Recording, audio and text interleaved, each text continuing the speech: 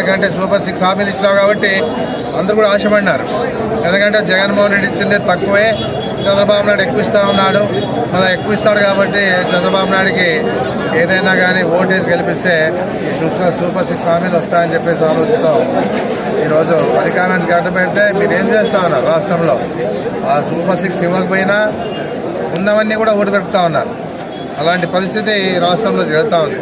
మరి అదే జగన్మోహన్ రెడ్డి గారు ఉన్నప్పుడు పరిపాలనలో అందరికీ అన్ని విధాలుగా 99% నెరవేరిస్తే ఈ ప్రభుత్వంలో అంత జీరో, ఏ విధంగా కూడా ఒక హామీ కూడా నెరవేర్చిన పరిస్థితి చూస్తూ ఉన్నాం. ఏదన్నా కూడా ఒకటే అడుగుతా ఉన్న ప్రభుత్వాన్ని, చంద్రబాబు నాయుడిని, పవన్ కళ్యాణ్ కానీ, కూటమి అంటే కూటమిలో మోడీ గారి ఫోటో వేయలే ఎక్కడ కూడా ఈ హామీల్లో.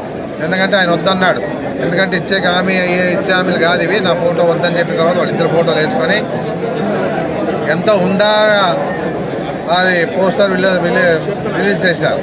ఈ సూపర్ 6 హామీలు కూడా మళ్ళీ ఎక్కడికి పోయాయి? సూపర్ 6 హామీలు ఎందుకు కానలేదు? మళ్ళీ అధికారంలోకి వచ్చిన 1 నెల 2 నెలలకంతా ఖజానా ఖాళీ చేసిపోయినారు జగన్మోహన్ రెడ్డి గారు. మరి మేము వెళ్ళలేని పరిస్థితి.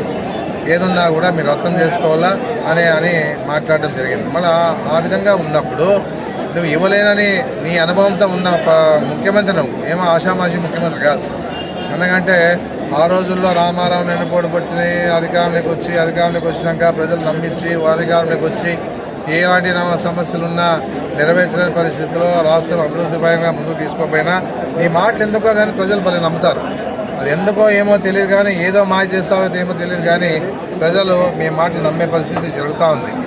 ఎందుకంటే మీరు కూటమిగా ఏర్పాటైతేనే గెలుస్తామని చెప్పేసి ఉద్దేశంతో నిలబడినారు. ఎప్పుడు కూడా చంద్రబాబు నాయుడు జగన్మోహన్ రెడ్డి మాదిరిగా ఒంటరిగా పోరాటం చేయలే.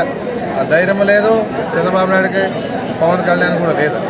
ఏదున్నా కూడా కూటమి ఏర్పాటైతేనే జగన్ని తట్టుకోగలమని చెప్పేసి ఆలోచన ముందుకు పోయినారు. కానీ ఏ రకంగా కూడా వాళ్ళు ముందుకు పోలేని పరిస్థితి. ఈ పరిస్థితుల్లో ఈ ప్రభుత్వాన్ని అరాచకాలకి, రెడ్బుల్ రాజ్యాంగానికి వాళ్ళు అమలు చేస్తూ ఉన్నారు. కానీ ఏ రకంగా కూడా ప్రజలకు మంచి జరిగింది ఏమీ లేదు.